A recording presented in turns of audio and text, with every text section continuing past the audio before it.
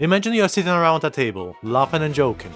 Someone rolls a d20 and awkwardly breaks a lockpick.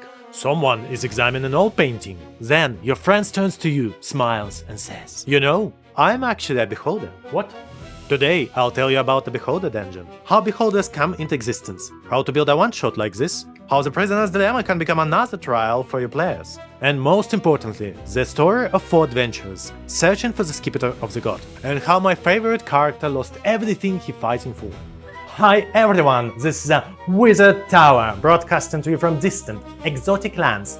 On this channel, I break down various of my D&D adventures that you can use as ready-to-go templates, or as a spark of inspiration for your own stories. Do you ready? Let's begin! Imagine this, players don't start at the entrance. They start inside a huge epic chamber, where their ultimate goal already waits them, a magical scepter. What they don't know is that every room in this dungeon is a small experiment designed by Beholder, who has been carefully watching them the entire time. Cecilia held the magical scepter in her hands. She was the first to walk up to the floating altar and grab it. The other heroes, Joran the dwarf, Cordver the sorcerer, and Ola the rock, watched her cautiously. Well, I'm definitely not crazy. Oh gods, give me that. Let me check that first. More junk. It's a fake.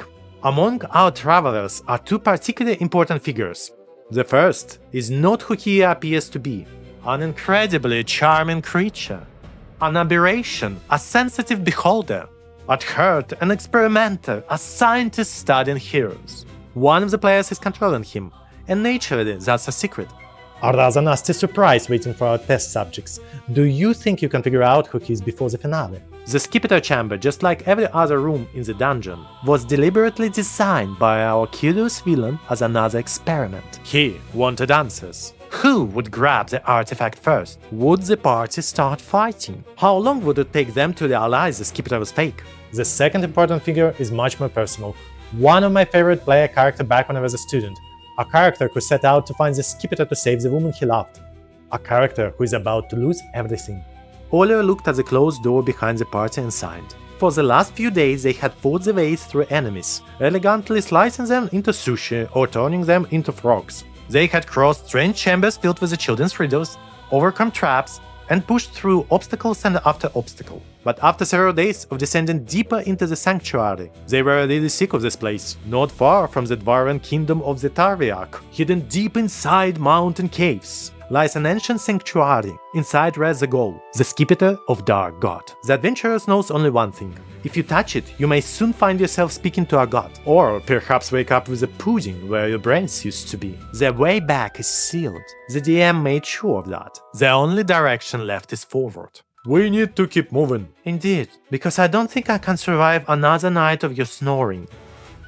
Carefully feeling every brick beneath his feet, Ola stepped into yet another half-empty room. Like most of the others, it was dimly lit by magical light, as if someone had specifically arranged it before their arrival. All clear, you can come in. The heroes entered. Joran was the last one through, and the heavy stone door slammed shut behind him. The DM suddenly pulled out an hourglass and flipped it over with excitement of a child. Oh, come on, what now? Is it just me, or is that wall moving? This is not cool. Extremely not cool. The design of this room couldn't have been simpler. A large empty chamber with moving wall, ready to turn everything inside into a cutlet. However, at the far end of the room was a small alcove that could fit exactly 1 person.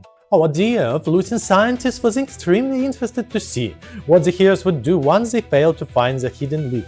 Who would claim the niche? Ola, where's the damn lever? I'm looking!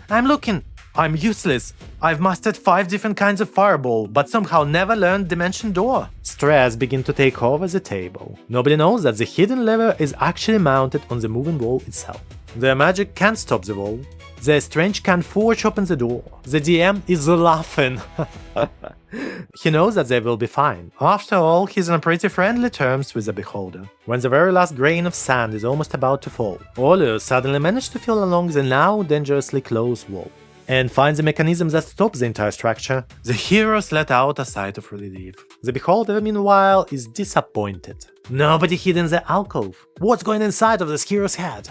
The door opens and just before leaving, Cecilia suddenly noticed a couple of corpses in the room and decided to check their pockets. She finds a note clutched in the hands of a brittle skeleton. "He called us and played with us, made us play." Who is he? These rooms once belonged to the cultist, who served the sanctuary, and they contained all sorts of things. Stacks of books that reveal what kind of a cult this was. Information about the Sceptre, a statue of deity whose notes you can rob for absolutely no reason. But there is three genuinely interesting discoveries here. The first is a set of 3 nest-like beds. In 2 of them lie the bodies of gazers, who were strangled and tied their sleep. Gazers are basically a very, very weak miniature version of a beholder, with a somewhat friendlier temperament. Villains occasionally use them as a guards because, unlike their larger derivatives, gazers are still capable of cooperation and are naturally curious. The second discovery lies nearby, a corpse, and beside it a book entirely dedicated to beholders. Beholders are powerful, highly intelligent aberrations that consider themselves demigods at the very least.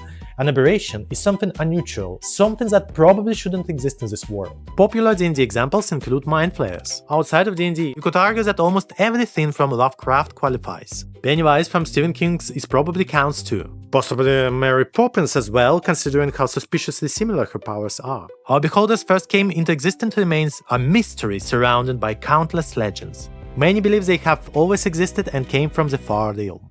However, the book mentions that the most common way for a beholder to reproduce is surprisingly simple. Another beholder appears in its dream.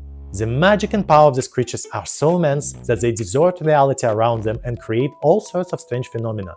Spectators and gazers are born in much the same way, usually in a greater numbers because the beholder tends to wake up before a fully developed rival can form.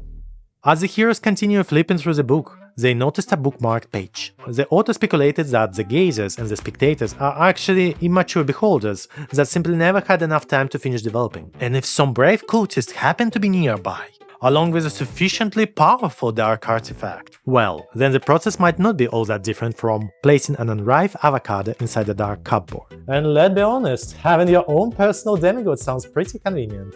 I have a very bad feeling about this. I would put 2 copper on 3 that these notes haven't been an accident. The final discovery is a journal found on yet another skeleton. This one wasn't a cultist. He was an adventurer, just like you. The journal contains the usual travel notes. Where they came from, why they were here, what they had to breakfast, probably how they brushed their teeth.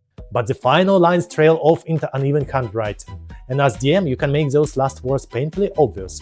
Something like, "Oh no, he was one of us, fourth from the left." Or something simpler and more mysterious. "We were deceived." I have absolutely no idea what that means. Forget it, it's probably nonsense. Now help me steal these boots of +5 feet of movement. Flying through the cultist quarter, the heroes eventually arrive at the prisoner's dilemma chamber. The classic prisoner's dilemma goes like this. There are 2 cells. Inside them, 2 unfortunate souls are being interrogated separately. If both stay silent, each gets 1 year in prison. If one betrays the other while the second stays silent, the traitor walks free while the other gets 5 years. If both betray each other, each receive 2 years. Now, if you want to use it as D&D obstacle, all you need to do is tweak the numbers, change the stakes, and pinch of magic, and voila! For example, the room's still shut, and the test only begins when everyone enters their assigned chamber. I really don't want to split up. Looks like we have to. I swear, someone's been playing with us this whole time. Separated from one another, the heroes find themselves standing in front of a table, inside small individual rooms. On each table lies a note and 2 buttons. 1 red, 1 green. To proceed, someone must die. Rules. The people who receive the most votes will die. Green, vote for yourself. Red, vote for one of others at random. The DM sets a timer. For the 2nd time in this session. In reality, nobody dies. You can deal some damage to the losers. You can leave everything exactly as it is. You can even allow clever players to escape without taking the test at all.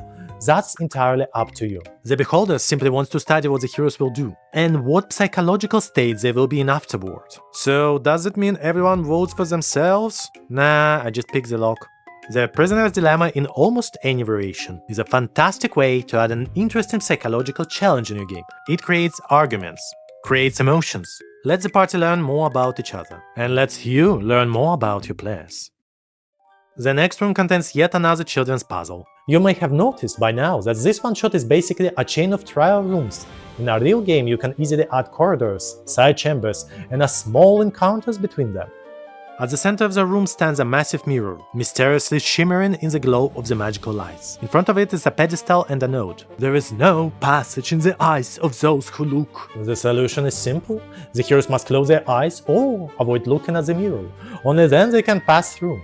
The puzzle is straightforward enough that even adventurers can solve it. But if you players have already mastered preschool level challenges, feel free to raise the difficulty a little. Look, another corpse. Oh come on, leave them alone already. Searching the dead man's pocket, the heroes discover another note. Another clue. Our friend betrayed us. I wonder what all of this means. I think it's just some stupid joke, but I figure out the mirror. A few moments later, the heroes step through the magical mirror and emerge into a chamber of barbed walls and twisted columns. The truth is that they are getting closer and closer to the Beholder Lair, a place filled with impossible geometry, deserted spaces, and eyes staring from the walls, interior decorating according to our fluting friend. Their distortion are still relatively weak, but the walls already begins to look strange, almost as if they are made of constantly shifting particles. This place, I keep feeling that someone is watching us. The note was said he was among us, and Olu is the one who brought us together. All the heroes slowly turn towards the halfling. Oh, that's earlier than I expected. Fine, you caught me. Looks like we had to end the experiment ahead of schedule. The first thing you should do is discuss combat tactics with the player who is controlling the antagonist. The second thing you should know is that, in theory, the hero should be fairly high level. However, since this isn't quite a true beholder, you can always nerf him if necessary. Hey, teenage gazer, where's the real Olo? We are about to turn you into canned food. Silence, wretch! I'm the god here! What's important is this. If the heroes had reached the lair before discovering the truth, the fight inside the lair could be made brutally difficult, almost as punishment for not paying attention. But if they expose the beholder earlier, the battle should still be as interesting as possible. First of all, study the beholders carefully in the monster manual before running this fight.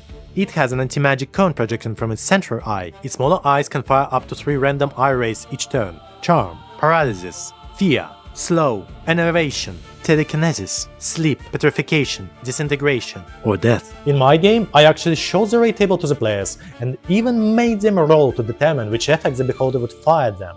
And don't forget legendary actions, 3 additional eye rays every round at the end of the player turns. Remember that the beholders are not melee fighters, they will almost certainly try to stay airborne, and as far away as possible. To make the encounter more dynamic, the beholder can also summon weaker aberrations. Add dangerous interactive objects to the battlefield, explosive barrels, collapsing walls, a chandelier hanging from a suspiciously thin chain, and most importantly, test the fight yourself a couple of times before running it. My heroes fought bravely, and honestly, due to a combination of circumstances, they almost immediately overwhelmed their opponent. However, with only a few hit points remaining, the beholders fired the disintegration ray directly at Corvo. 100% death. You would have to be incredibly lucky to fail those dice this badly. Corville, hold on, we are coming! Since the heroes had essentially already won, and Corville was my favorite character, I offered my wife, who was playing him, a choice. Either the character dies permanently, no resurrection spell, no second chances, or a twist with a terrible price. Naturally, she chose the twist. The wire wrapped around Corville's arm suddenly flared with a light, and his familiar, a cat, selfishly leaped into the path of a disintegration ray. Now, here's the thing. She had always been his beloved, transformed long ago and bound into the form of the wire around his arm, the source of his magic power. Everything he had ever wanted was to find the stuff that could restore her. The cat crumbled into ash before his eyes, briefly returning to her true form for a single heartbeat. Everything he had fought for, everything that had made him stronger, gone. The final sword strike pinned the hateful aberration to the wall. Yeah, there was no feeling of a victory in the air. Supporting Corville, the heroes walked onward into the next chamber. The lair is twisted beyond reason. The walls are wrapped into tentacles, covered in slime. Eyes constantly open and close across every surface. In my game there was even a gigantic tail hanging from the ceiling. It could sweep across the battlefield like a rock on a chessboard, smashing everything in the path. The beholder was dead, and the lair was dying with him. The heroes carefully stepped past convulsing tentacles until they eventually discovered another teleportation mirror leading somewhere outside. Beside it stood a table. Scattered carelessly across it were the beholder's experiment notes, books of magic, and the truth skipper. For a brief moment, everyone stared at it. Then Korra stepped forward and grabbed the artifact with a trembling hand. He turned forward to the others. His eyes, dimmed by grief, suddenly darkened to black. Dark magic wrapped around him. A new black wire appeared on his arm. He smiled, not kindly, and then he dissolved into his own portal and vanished to parts unknown. Hey, thanks for watching! This was a Wizard Tower, an adventure through the lair of the Mad Beholder Experimenter. I hope it gave you some inspiration for your own games. Don't forget to subscribe to the channel and leave a like. Write your thoughts in the comments. Tell me your own stories, and remember, all the true power lies in a sharp mind.